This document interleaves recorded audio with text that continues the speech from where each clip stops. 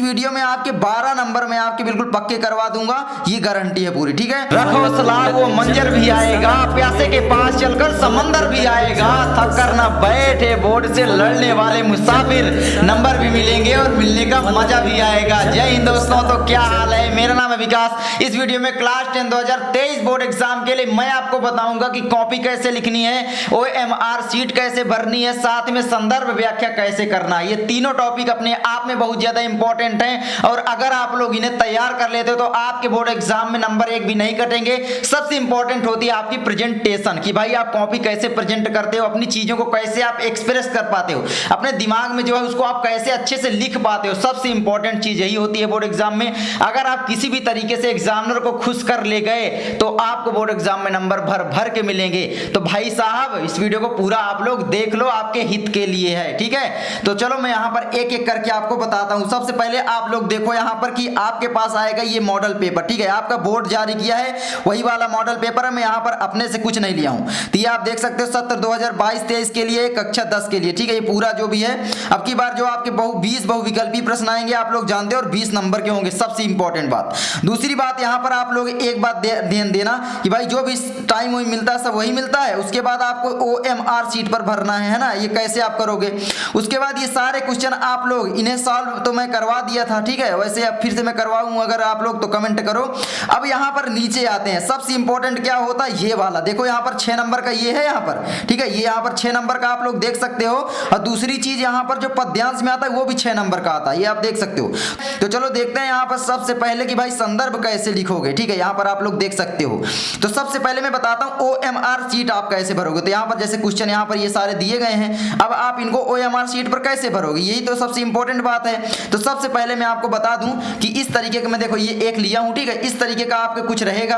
अब इसमें ये OMR शीट रहती है। छात्र छात्रा का नाम हो सकता है पूछे, हो सकता है आपको वहां पर लिखने के लिए ना आए। अगर नाम लिखने के लिए नहीं है तो ना आएगा, केवल अनुक्रमांक आएगा। ठीक है, तो अनुक्रमांक आप अपना भरोगे, विषय लिखोगे, दिनांक जो भी है इस तरीके से सब कुछ भर देना। इतना तो आप बिल्कुल सिंपल है, कर लोगे है ना।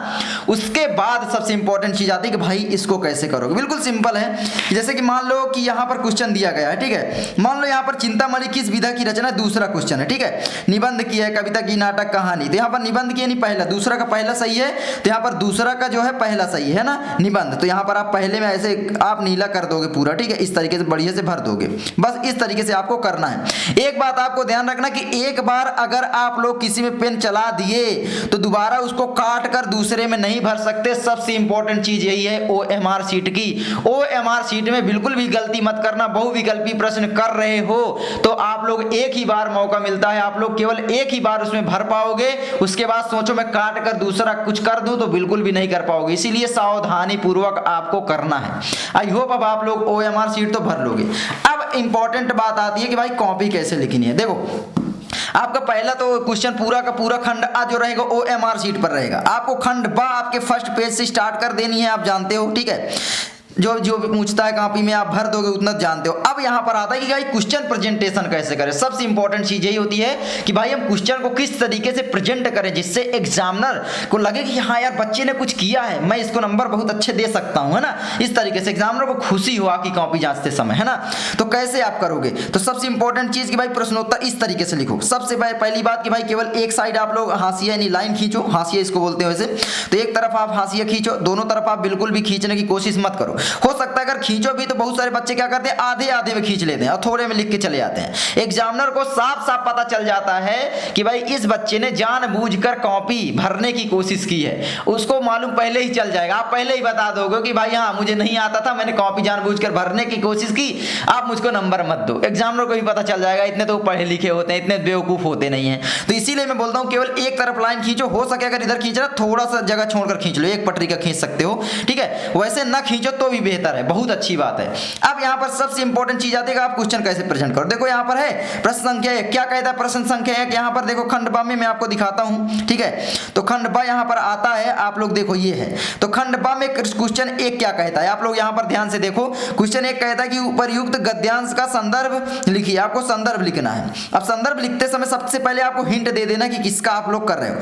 यह कोई बात देखता था, है ना, इसका मैं कर रहा हूं, यानी ये वाला पहला ही मैं कर रहा हूं, है ना। या कोई बात, और यहाँ पर लास्ट का लिख देंगे देखता था। तो इससे एग्जामिनर को पता चल जाएगा बच्चे ने इस क्वेश्चन को इस वाले पैराग्राफ को प्रेजेंट किया है ना। उसके बाद सबसे इंपॉर्टेंट चीज, अब संदर्भ कैसे लिखोगे। देखो संदर्भ के लिए आपको केवल पाठ का नाम और लेखक का नाम मालूम होना चाहिए। देखो यहाँ पर ये मैंने लिखा है, आपको पूरे के पूरे इसमें 6 नंबर मिलेंगे, बिल्कुल भी दिक्कत नहीं होगी। कैसे मिलेंगे हम आपको बताता हूँ। देखो यहाँ पर संदर्भ मैंने कैसे लिखा, संदर्भ आप बिल्कुल सेम ऐसे ही लिखना। प्रस्तुत गद्यांश हमारी पाठ्य पुस्तक हिंदी के गद्य करने में संकलित है ना। मित्रता है तो इसकी जगह केवल चैप्टर का नाम चेंज होगा, मित्रता नामक पाठ से अवतरित है, इसके लेखक आचार्य रामचंद्र शुक्ल हैं। तो ये 2 नंबर आपके बिल्कुल मैंने फिक्स करा दिए है ना। संदर्भ तो हर जगह सेम रहेगा, केवल लेखक का नाम बदल जाएगा, और ये मित्रता की जगह जो भी आपका चैप्टर का नाम है ना, ईर्ष्या तू न गई मेरे मन से, या बहुत सारे चैप्टर हैं उनका हो जाएगा। उसके बाद रेखांकित अंश की व्याख्या कैसे करना है। बहुत सारे बच्चे क्या सोचते हैं कि भाई मैं रेखांकित अंश को बिल्कुल रट लूं, है ना, जो भी क्वेश्चन बैंक में है, जो भी मेरे बुक में है, अगर मैं उसको रट लूंगा, उसको याद करके बोर्ड एग्जाम में प्रेजेंट करूंगा, तभी मेरे पूरे नंबर मिलेंगे। भाई 2 नंबर के लिए आप सबसे बड़े बेवकूफ बनते हो कि इतना रटते हो। पहली बात ये वाला तो भाई आपको प्रेजेंट करने में दिक्कत ही नहीं होनी चाहिए, इसमें तो आपको इसी में सब कुछ मिल जाएगा। मतलब ये फ्री के 6 नंबर होते हैं भाई, बटोरना है तो बटोर लो, है ना। अब अगर आपका टाइम वेस्ट करना है तो जाओ टाइम वेस्ट करो फिर मेरे अनुसार, क्योंकि भाई इसको आपको अपने दिमाग से लिखना है। जो भी उस समय आपको समझ में आ रहा है, उसका अर्थ आप निकाल पा रहे हो, वही आपको लिख देना है बस, और कुछ नहीं करना है। आपको पूरे नंबर मिलेंगे, थोड़ा सा बड़ा लिख दो क्वेश्चन के अकॉर्डिंग, है ना। 6 नंबर को मिलना है तो 1 से 1.5 पेज में भाई कर लो। अब यहाँ पर देखो कैसे कि रेखांकित अंश की व्याख्या, सबसे पहले रेखांकित अंश, ठीक है। यहाँ पर ध्यान देना, आपको भी पूछेगा भाई रेखांकित अंश मतलब ये जो रेखा खींची हुई है ना, यहाँ पर यही रेखांकित अंश है, इसी की आपको व्याख्या करनी पड़ेगी। तो यहाँ पर क्या दिया गया है, सबसे पहले देखो मैंने लिखा है, प्रस्तुत गद्यांश में लेखक द्वारा यह बताया गया है, या कह सकते हो लेखक कहना चाहते हैं। कुछ भी आप लिख दोगे अपने अनुसार, देखो मैं इसीलिए बोलता हूँ, है ना।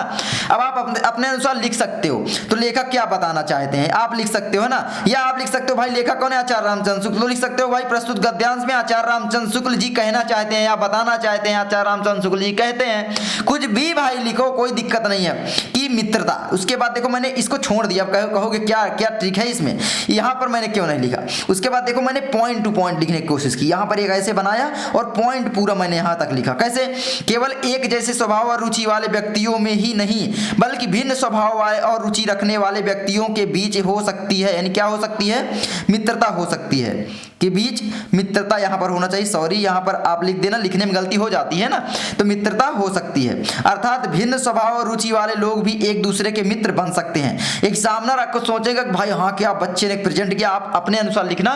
क्वेश्चन बैंक में जो होता है उसको रट कर लिखोगे तो आपके नंबर कट सकते हैं। एग्जामिनर को सब मालूम चल जाता है कि भाई रटा हुआ लिख रहे हो या अपने से लिख रहे हो, तो अपने दिमाग से लिखना। आपका पूरा एग्जामिनर ऐसे जांचेगा और आपको 2 नंबर देगा, पक्का देगा 100%।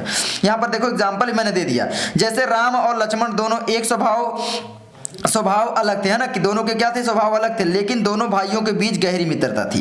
राम शांत स्वभाव एवं लक्ष्मण उग्र स्वभाव के थे। इसको पहले भी लिख सकते कि जैसे राम शांत स्वभाव के और लक्ष्मण उग्र स्वभाव के थे, फिर भी दोनों भाइयों के बीच गहरी मित्रता थी, ऐसे भी लिख सकते हो। अतः भिन्न भिन्न स्वभाव रखने वाले लोगों के बीच भी मित्रता हो सकती है, ऐसे भी लिख सकते हो भाई, कोई दिक्कत नहीं है। ये मत सोचो कि भाई मैं रट कर लिखूं, ठीक है।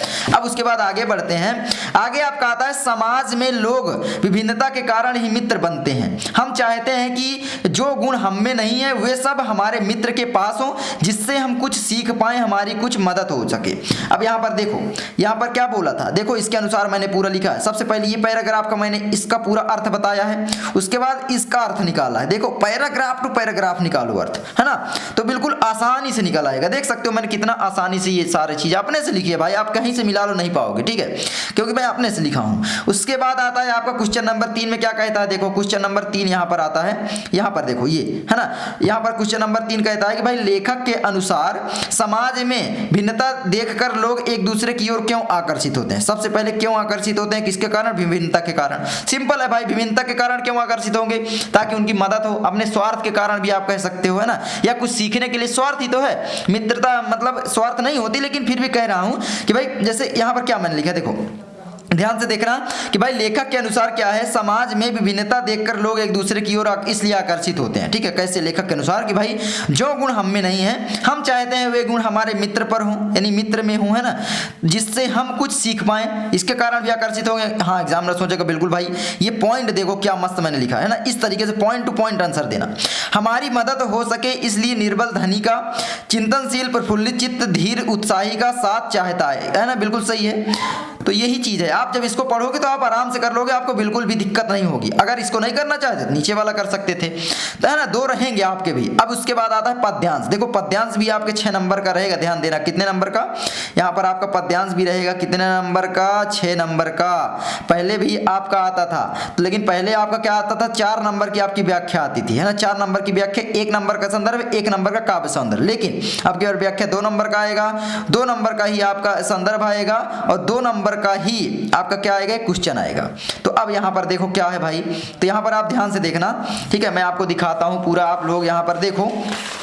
मैं चाहता हूं बोर्ड एग्जाम में आपके एक भी नंबर ना कटे। यहां पर देखो सबसे पहले क्या दिया गया है क्वेश्चन में, चरण कमल बंदव हरिराई, झाकी कृपा पंगु गिरी लांगे, अंधे को सब कुछ दर्शाई, बहिरव सुने गूंग पुनि बोले, रंग चले सिर छत्र धराई, सूरदास स्वामी करुणामय, बार बार बंदव तिही पाई। सबसे पहला है उपर्युक्त पद्यांश का संदर्भ लिखिए। संदर्भ आप वैसे लिखना है भाई, प्रस्तुत पद्यांश। देखो यहाँ पर गद्यांश था पहले वाले में, आपकी बार पद्यांश है तो पद्यांश, प्रस्तुत पद्यांश है ना। पद्यांश हमारी पाठ्य पुस्तक हिंदी के काव्य खंड में संकलित सूरसागर, सूरसागर के पद नामक शीर्षक से उद्धृत है। इसके कवि सूरदास जी। आप अपने अनुसार भी संदर्भ बनाकर लिख सकते हो, संदर्भ में इतना दिक्कत नहीं है। सबसे पहले आपको केवल चैप्टर का नाम मालूम होना चाहिए, किससे लिया गया है और इसके जो कवि हैं वो कौन है। कवि यहाँ पर ध्यान देना, लेखक मत यूज कर लेना, क्योंकि जो भी ये होते हैं इनके कवि होते हैं। ये कवि, ये ठीक है काव्य है तो उसके कवि होंगे, लेखक नहीं। ध्यान देना, यहाँ पर गलती मत करना ये वाली चीज में, और उधर लिखना तो लेखक लिखना। अब यहाँ पर सबसे पहले रेखांकित अंश की व्याख्या कैसे करोगे? चरण कमल बंदव हरिराई, है ना, मैं उस भगवान श्री कृष्ण के चरण कमलों की वंदना करता हूं, यही यहाँ पर बोला गया है ना। देखो यहाँ पर ये है ना, यही तो बोला गया है। जाकी कृपा पंगु गिरी लागे, जिसकी कृपा से पंगु गिरी लागे, मतलब समझ रहे हो, गिरी मतलब पहाड़ हो गया, पंगु मतलब आपका हो गया अपंग हो सकता है ना, लूला लंगड़ा, जिसके कृपा से लूले लंगड़े भी पहाड़ लांघने लगते हैं। यहीं पर तो ये देखो, ठीक है, पूरा चरण कमलों की वंदना करता हूं, जिसकी कृपा से लंगड़ा व्यक्ति पर्वत चढ़ जाता है ना, यानी लांघ जाता है एक प्रकार से। अब उसके बाद यहाँ पर क्या होगा? बहिरों सुने गूंग पुनि बोले, यानी बहिरों जो है बहिरे लोग सुनने लगते हैं, अंधे को सब कुछ दिखने लगता है, गूंग पुनि बोले, जो गूंगा होता है वो पुनः बोलने लगता है, रंग चले सिर छत्र धराई, है ना।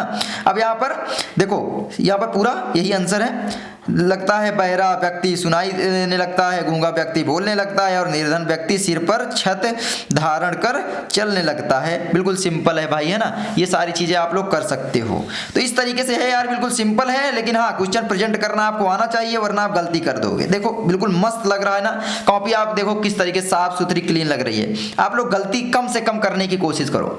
तो इस तरीके से आपको बोर्ड एग्जाम में अपनी कॉपी लिखना है, OMR शीट भरनी है, और साथ में आपको अपने क्वेश्चन प्रेजेंट करने हैं। आपको कॉपी में बिल्कुल भी काट पीट ये सारी चीजें नहीं करनी है, बिल्कुल भी गलतियां करने की कोशिश नहीं करनी है। अगर गलतियां हो भी जाती हैं तो आप एक लाइन से कट करो, उसको बिल्कुल भद्दा मत कर दो। कॉपी क्लीन नीट साफ सुथरी होनी चाहिए, एग्जामिनर उससे खुश होगा और नंबर देगा। देखो क्या आ रहा है ये इंपॉर्टेंट नहीं होता, जो आ रहा है उसको कॉपी में आप किस तरीके से प्रेजेंट कर पाते हो, सबसे इंपॉर्टेंट ये होता है ना। तो यही चीज है, आप लोग आई होप अब कर लोगे, बिल्कुल आराम से कर लोगे, मुझे मालूम है ना। और जिस टॉपिक पर आपको वीडियो चाहिए अब आप लोग कमेंट कर सकते हो, मैं उस टॉपिक पर आपको वीडियो दे दूंगा। तो चलो मैं मिलता हूं आपसे अगली वीडियो में, तब तक के लिए जय हिंद जय भारत।